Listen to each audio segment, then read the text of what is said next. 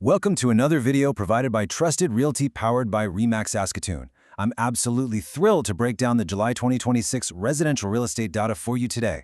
You know, if you've been watching the market lately, you know things are moving fast. So today, we're going to look strictly at the numbers to uncover what's actually happening out there. Okay, let's dive into this. Section 1, the July sales picture. Right out of the gate, the data presents a really fascinating puzzle. We're seeing a true market paradox here. So residential sales are down 11% year over year, which, might make you think the market is slowing down. But wait, sales levels are actually 18% above the 10-year average. We've dropped compared to the absolute frenzy of last year for sure, yet we remain historically very, very strong. So, this begs a massive question, doesn't it? Is the Saskatoon market actually cooling down, or is it heating up?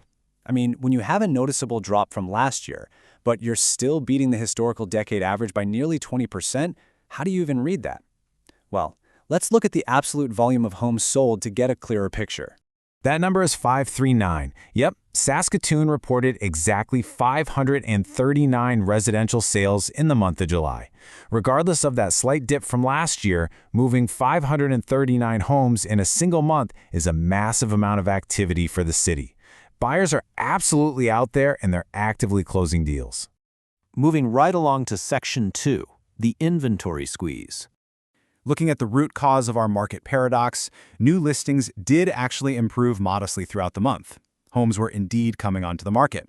But because those sales remained well above average, they completely prevented any real inventory relief. It's like consistently high buyer demand just swallowed up those new listings almost instantly. Now, what's really interesting about this is how it reveals the true reality of available homes. At month's end, there were technically 928 available residential units. But, that seemingly large pool shrinks drastically when we remove the 244 units that are already conditionally sold. That leaves us with a much, much tighter reality of just 684 truly active units heading into August. To understand what 684 active units actually means for everyday buyers and sellers like us, we really need to look at a crucial metric called months of supply.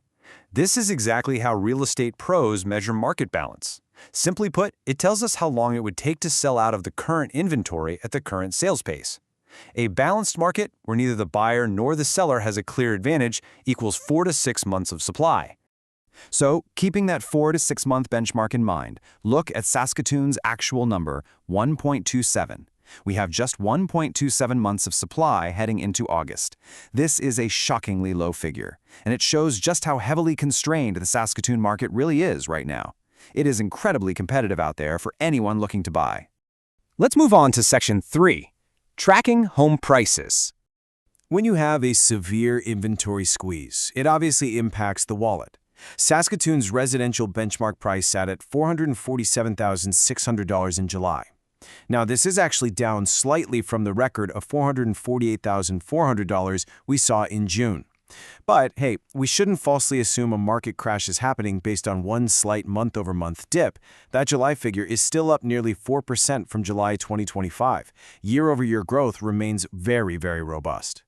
And this brilliantly illustrates how all these elements connect into one undeniable picture. To tie it all together, we have 539 sales, down year over year, but up on the decade average, and 684 active units, leaving us with that razor-thin 1.27 months of supply, all while the benchmark price holds incredibly strong at $447,600. Which leads us to our final section, Section 4, a strict seller's market. So, the crucial point is this: strong demand, limited supply. Saskatoon remains a strict seller's market. When demand consistently outpaces modest new listings, well, sellers are going to continue dictating the terms. It's just the reality of the numbers.